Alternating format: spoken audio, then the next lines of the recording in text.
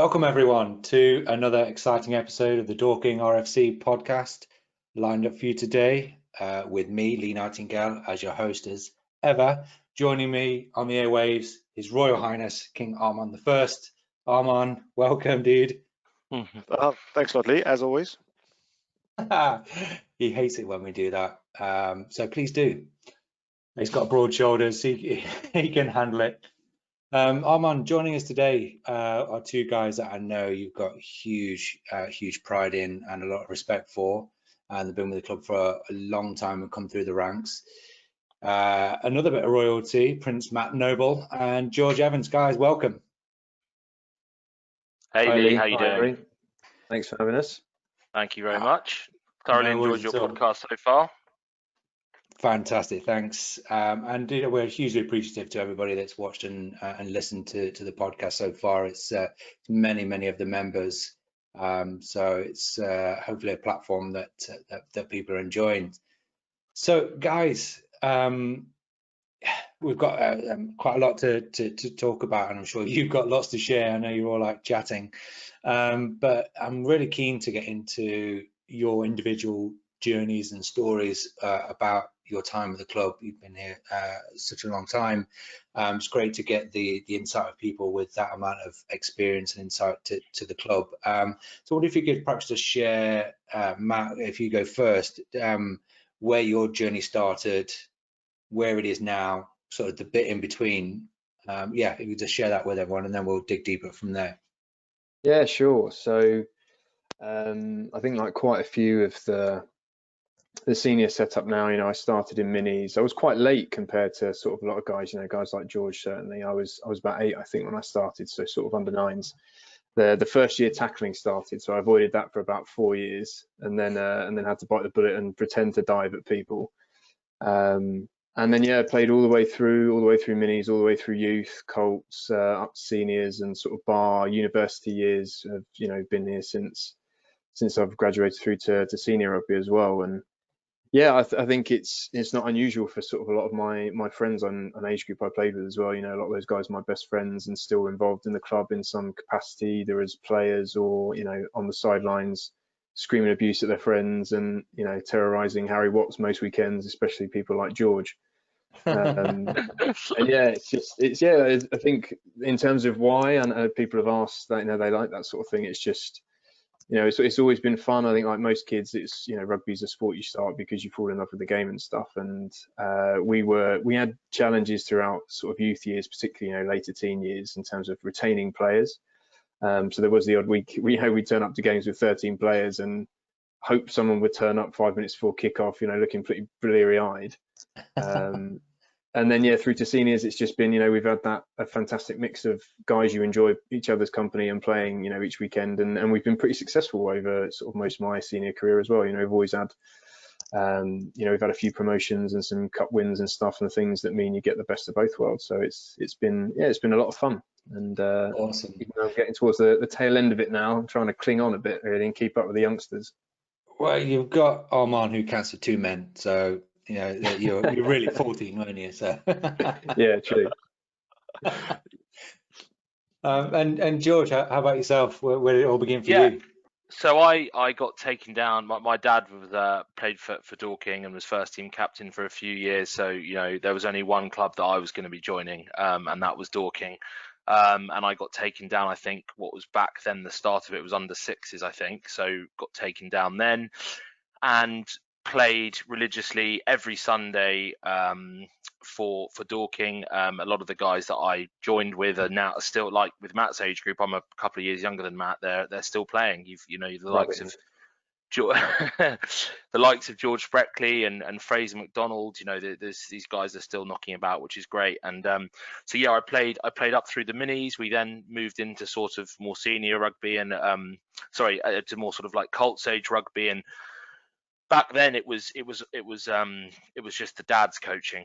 And then I remember when Ari and some of the other Safa guys came over and we started getting a bit more serious, and I remember having those guys involved in coaching us at the Colts, and we went on to win a cup at under 17 level. And I also played up a year and was part of the James Catton group which also won the sort of more senior cup to that. So that was really enjoyable, and then had some really happy times, made some lifelong friends, and absolutely adored my time. And then I went off to uni for a few years, put on a bit of weight, played a bit of uni rugby, which is a bit more social, and then came back, and after university was working in London, but still carried on playing, and was lucky enough to play on and off first team /twos for a number of years, right up until now. And I got injured about a year ago, damaging my shoulder, which I've got to have an operation for, which was unfortunately put on hold due to the COVID situation. But that was for the ones away at one of the teams in London. I can't quite remember, but it's been a really good journey, and I wouldn't have ever felt comfortable playing anywhere else, to be honest. Dorking's my home, and I love spending time down there, and it's just so good to see how the club's progressed. I was down coaching the YPDG the other night, and wow, I mean, I never would have thought we would have been in a position where we've got hundreds of kids out midweek training. For me, it was a couple of hours on a Sunday, and that was your lot. So it's great. Yeah, absolutely, Armand. I'm going to come to you just in a second, but you both mentioned about going off to uni and coming back and still wanting to play for the club. This is something we spoke about with Benji about the attractiveness to people, even though they've gone away for 2 or 3 years perhaps, and played rugby elsewhere. Everybody's itching to get back and play for Dorking, so that's huge testament to the club and the draw, and the attractiveness, and people who clearly have got friends for life there that they want to get back to playing rugby with. So Armand, just bringing it back to you, what does it mean to you? I won't say as king, not twice in one episode. To have two people like Matt and George, to hear that journey, that story, whereby it's not, they've come in on a or they've come in because of the draw of cash and all that kind of stuff. How does that make you feel? What does it mean to you? I think as a club member, it makes me feel really proud, and obviously as a coach, it's great to have them around, and obviously having played with George and Matt as a friend, it's nice to have them around as well. And I guess, if you step back and the bigger picture is it's the youth coaches trying to understand what they are actually creating. It's not just only parents, but coaches as well. They're creating these Sunday, shall we say, environments where kids are enjoying it. And yes, it's nice to win, but it's nice. It's even better to have fun. Have fun with your mates down there. And those tours you can tell stories about tours, people going on tours in different places and having fun. And I think for us is trying to get coaches to understand, so Matt and George is a great example of age groups, and there's many other players, as they mentioned, still down there playing, as a great example of age groups where the coaches have sort of helped evolve that and created those environments for those younger kids to enjoy it. And therefore they've gone to uni, they've missed that slightly, even though uni is a great experience and there's uni rugby involved and guys try and push the standards. But when they come back, they want to sort of rekindle what they had a couple of years ago, and sort of that's something that you can't just buy that. You can't buy that. And there's a lot of other, shall we say, older generation coaches now. I mean, look at the likes of like Jim Regan. He's taken his kids through, and as well, and he comes down, then he watches it now for the love of it. So I think there's a lot of good things surrounding what we're trying to achieve, and I think Matt and George and others are a great testament of that.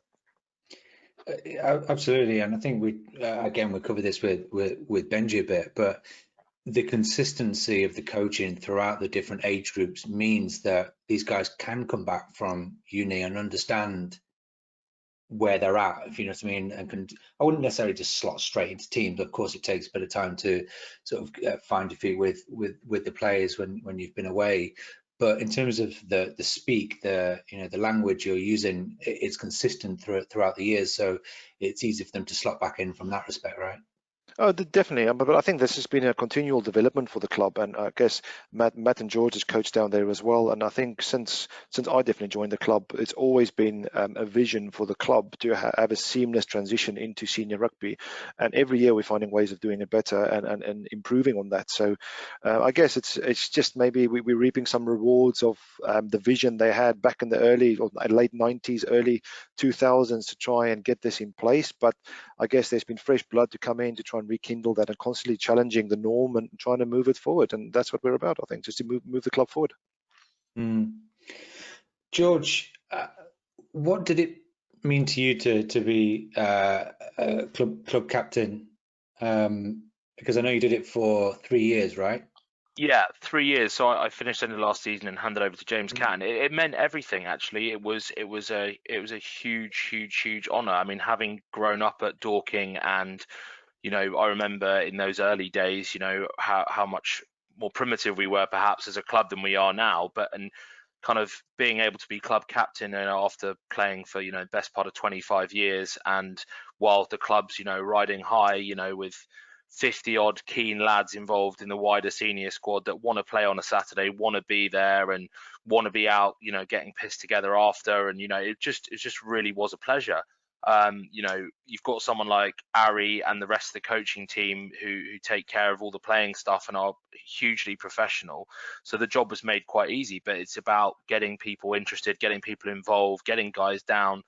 But it was really happy times. I mean, you do have to be out getting pissed every Saturday night, which, whichever way you look at it is sometimes a good thing, sometimes not. But no, it was fantastic. And, to have the brand we've got at Dorking, I mean, I generally say this, and I'm not just saying this for the sake of the podcast, but I generally think Dorking has probably the best brand out of any of the clubs that I've been to or seen, in terms of how people carry themselves, how we turn up when we go to an away game on a Saturday, how the lads are about welcoming you guys on board. I mean, one of the other big parts of being club captain is when a new player comes down, getting them involved. Well, again, that's really easy because everyone in the squad is so welcoming, wants to bring that person along. And we've had countless guys that have moved to the area for whatever reason, and ended up playing for Dorking. Sam Johnson's a great example. He came, I think he was down on a placement for a year with Toyota, came down Dorking, absolutely loved it, ended up moving his missus down and staying down for a number of years. So Wow. We've got this great brand, and it's just great. And to be the club captain was fantastic. Fantastic, yeah. And great that you've got to sort of share that kind of experience with your dad as well, having him been captain of the first team and everything. So it must be wonderful to sort of have those chats around the dinner tables about everything to do with the club and the passion that you both have for the club. Must be wonderful. I mean, yeah, he I'm sure he was very proud of me taking up that role, and he still remains being involved, and was always very nosy as to what was going on, and wanting early selection news and who's injured and why is this person being put in this position, and all of that, where he was probably getting answers from Ari on the side as well, but I think he wanted a different perspective. But yeah, no, it was good to have him, to be honest, because he was able to help me and help me, guide me through a few situations and stuff. So that was great. Awesome. And Matt, Armand informs me you've been a first team player for over a decade. Wow. Yeah. I mean, somehow. Yeah. But you've had a bit of knee surgery lately, so you've been out, and Armand reckons you've got at least one more season in you. Yeah, I've probably been the only person who's welcomed the delays of the rugby season consistently over the last few months, because it's given me time to get the knee right and try and get back sort of fighting fit, as it were. So yeah, I damaged my medial ligament against London Irish last September before last, about 4 minutes into the game, and then the team went on a run of 6 wins. So I did my part that season and got out of the way. And then I had that operated on in November last year, 2019, and it didn't quite go to plan. And then COVID happened, so FaceTime with physios and stuff was a bit of a challenge. And then he dropped his keys in my knee or something, and So yeah, he fetched those out just before Christmas, and now hopefully I'm on the track to getting back playing. But yeah, I'd like to, you know, the whole point of having the surgery was to continue playing. So if I don't get back on the pitch, then I'll be bitterly disappointed. But it should be fine. I'm very confident now. Fantastic. So perhaps you can just share your experience of sort of going through having been Armand's vice captain, playing alongside him, and what that's meant to you. Yeah, it was. Yeah, I suppose I've played under a few different captains and having been in the first team in a while.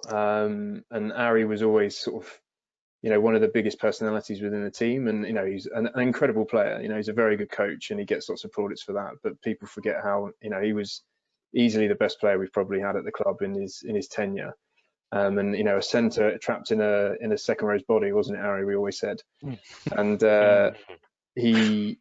he sort of led standards, I suppose, as a captain, both from, you know, passion for the game fundamentally, but also sort of a consistency of performance, I suppose, more than anything else. I don't think there's many poor games you could ever have counted Ari having.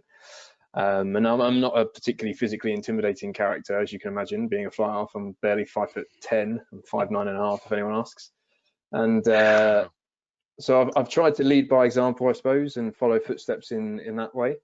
And yeah, and then hopefully it gives others sort of a reason to follow with you, I suppose. But you know, we've been lucky. We've played in some very good teams along the way, which is good. So you've got lots of different types of people and different backgrounds and stuff, which helps and gives you sort of things to borrow and try and refine. And yeah, I was incredibly honoured to be captain. It's, you know, it's been I've done it for a few years with mixed results along the way at times, but it's been fun, and yeah, something I didn't anticipate when I started playing senior rugby, certainly. So it's been yeah, it's been a real honour. There's some you know, names around the club that everybody recognises, so it's nice to be mentioned in that breadth, really.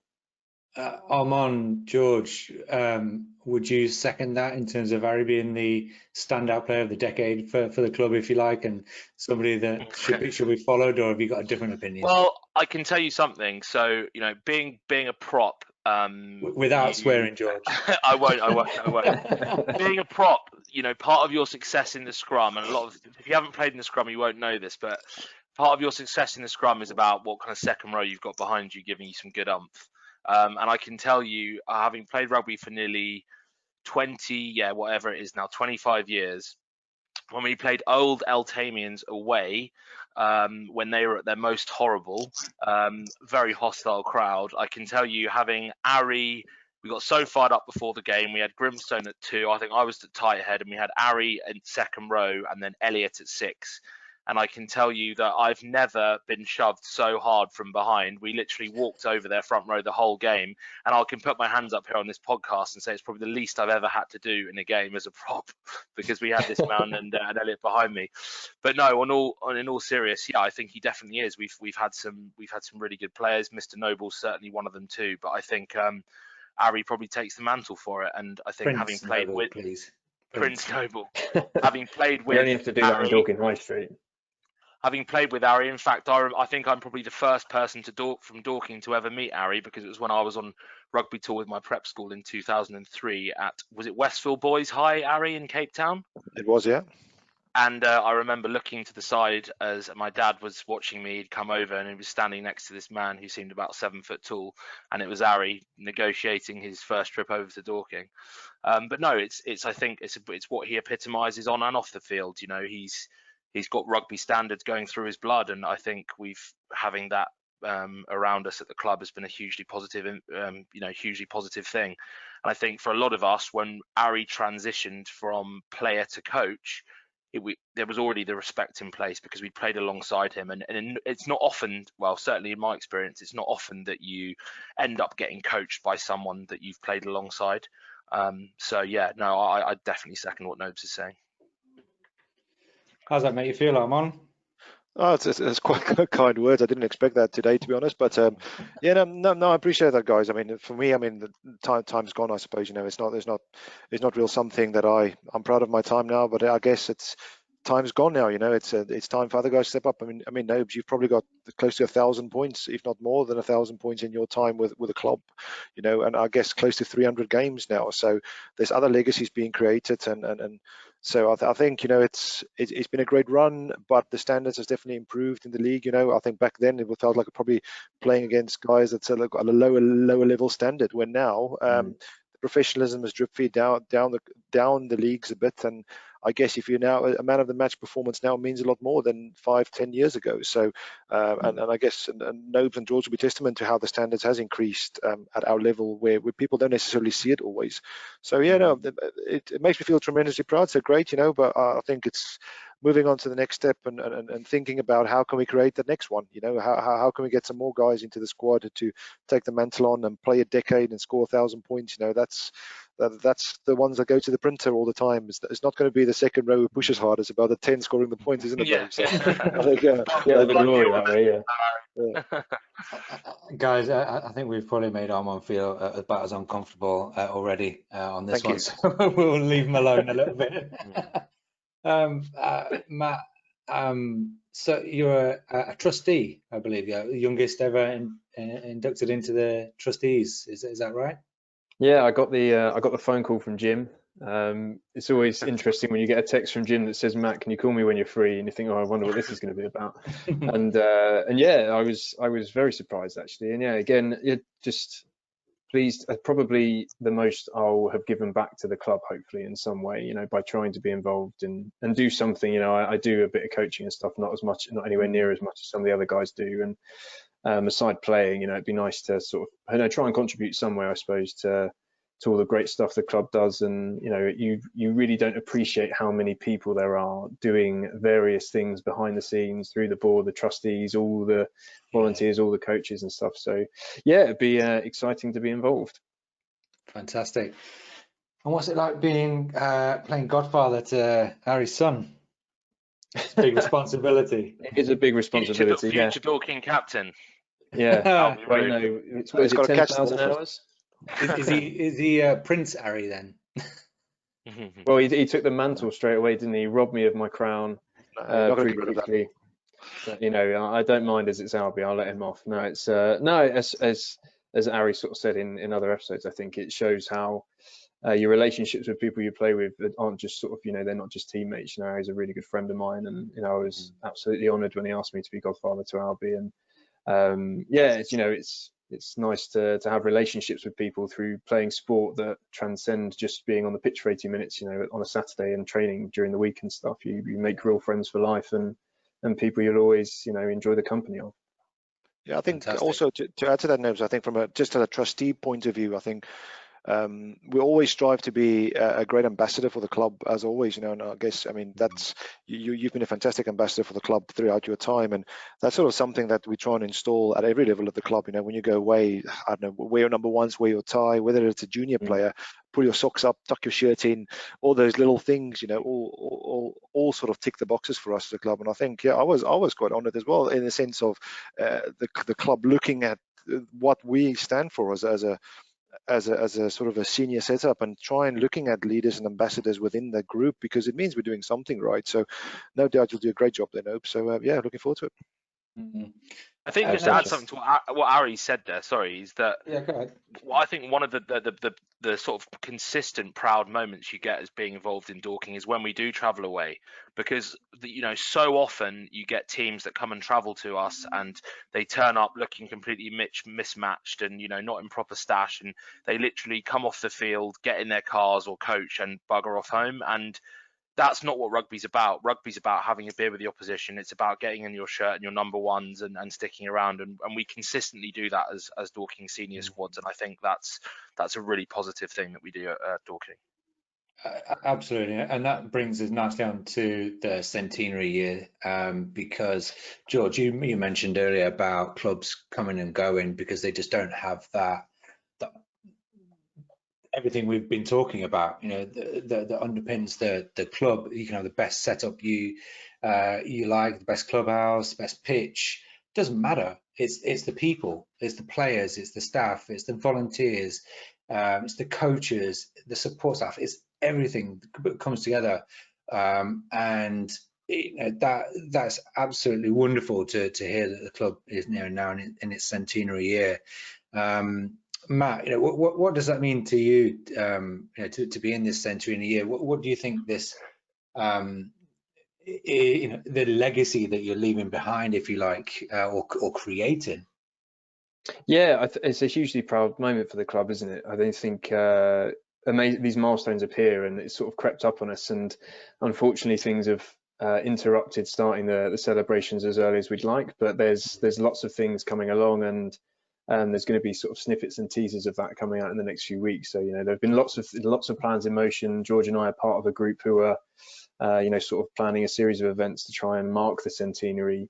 So we won't give too much away. We'll leave that for the snippets that come. But yeah, there's a lot of people putting in a lot of work to try and create a series of events that will give everyone, every member of the club, an opportunity to celebrate that. And I think it's partly doing the centenary itself justice. So the club is 100 years old. That's a hugely remarkable milestone, and a fantastic achievement that it's going from strength to strength. At the moment especially. So we want to do that justice, and we want to. I suppose the legacy of it is to continue to build on what we've achieved so far and what the club's done with growing youth membership, continued expansion of most elements, the senior rugby standards and all those sorts of good things. So we have plans in place to hopefully achieve all of those goals. And it'll be great once we can get a few people together to toast a beer and sing "With a Cock on My Breast" and mark the occasion, really. Absolutely. And I've got a sponsor / member / fan request for the centenary year. Can we have a batch made of the beanie hats, the ones that you can't buy anymore, the red, white and blue striped ones? Yeah, we are certainly talking about centenary merch, so we will add that onto the list. Yeah, no All your Christmas needs for 2021 will be met, don't worry. So you can be sat in lockdown wearing your Dorking gear. George, a brief word from yourself about the centenary year and what it means to you and the legacy. Yeah, I mean, I think it's amazing. I really do. I think one of the great things about our clubhouse is you have all of the history over the walls. You've got the photos, dating. I'm not sure. I think there are a few that go back back in sort of the 30s, 40s, but you can see everything up there and all the teams that played before you. And we've got a group of what are affectionately called the golden oldies, which are guys that are that come down and support, that are ex first team captains, ex players, and I certainly enjoy speaking to those guys and finding out about what life was like at the club down in Brockham, and then I think it was pre-70s we were down on Pixham Lane. But I just think it's a really nice thing. It's amazing we've hit 100 years, and I think everyone that set up the club back all those years ago would be really proud of where it's become. And I think it's going to be a great opportunity. It's been a real shame with what's happened with the C word. Obviously, we can't discuss it. But like everything, we keep calm and carry on, as they say. And I think, we're going to make it into a really, really fun celebration. I think from what Nobes has said, we're under strict confidence. It's a good job you spoke first there, Nobes. I can promise there's going to be some really great events. And like Nobes says, it's going to bring everyone together and give everyone a chance to celebrate these 100 years. And we've got a really diverse community now. It's not just about the players, it's about the sponsors, it's about the supporters, it's about the minis parents, the minis, the youth, as you said, the staff, Lee, everyone is involved and everyone will be celebrating together. And that's really nice. A lot of clubs that everything's quite segregated, the players don't get involved with the people watching, and it's all different. But Dorking, we're one club, as our mantra says, and we'll be celebrating as one club, and I can't wait for it. Fantastic. And just on a side note, Armand and George, just talking about those photos and everything, that history about the club. Perhaps at some point, Armand, we should look to get that digitized. We should be scanning in all those old photos to make sure we retain them in the event that something happens, but also to share them in videos online and stuff like that, so we can share that. It would also be good as well, Lee, to sorry, just one thing. Maybe we could get on one of the podcasts, get one of or a couple of the older generation, and find out some more about what life was like at Dorking back all those years ago, because I think it would be very interesting. Absolutely. And Armand and I've got a long list of people that we want to get on the show to share their journeys with the club, and yeah, we absolutely plan to get some of those more experienced players and Good word, people yeah. associated And with the drinkers, club. Yes. Yeah. Armand, I want to bring it to you finally, because something new kicked off on Sunday to do with the kids, right? Yeah, definitely. Yeah, we started off a Sunday Zoom club, which was run by our first team S&C, Daniel McKenzie, and some of the stuff that was demoed was by the player of the season, Fred Dalton. He was in his living room showing about 110 odd youngsters how it should be done. So yeah, it was quite interesting. Some kids were going outside in the frost, running, doing star jumps, going to the floor, walking around. So yeah, it's really good. Again, we're all stuck in this rut at the moment. Work from home, kids are being schooled from home, and we're just looking to create that routine. So where the kids feel on a Sunday morning they can put their Dorking kit on, go into the living room and do something Dorking related and see some friends. So luckily it worked out quite nicely for us. So we've got another 5 weeks left of that, and starting tomorrow, the senior players are also going to start off sort of training online again, and we're including the colts into that as well. Again, looking at transition, we want to expose them to what we're doing at our level. So yeah, I think the Zoom club has worked quite well, but the Sunday Zoom club especially has worked quite nicely. One point to add, as you guys are talking about the centenary, I had a lovely chat with Humphrey Malin, our ex-president, yesterday, and he did bring it to my attention that the over 70s will get their COVID vaccinations early. So if other clubs want to put an over 70 rugby team in place to play against us, he'll put his boots on and we can get some rugby down at the big field. So I thought it was quite a lovely gesture by him. Fantastic. I hope you've got several spare hips in the med room ready for replacement. Definitely. That would be a spectacle. Yeah, absolutely. And I'm sure much beer would be drunk afterwards as well. Gents, thanks so much. Armand, thanks as always. But to Matt and George, it's been great having you on the show. I really appreciate your time and sharing your insights and journeys with everybody. Thanks for coming on, guys. Thank you, Lee, and thank you for putting together this podcast series with Ari. I think it's such a great thing, and honoured to be part of it. And thank you for your continued sponsorship at the club and involvement. It's really much appreciated by us all. No worries. Any final words, Matt?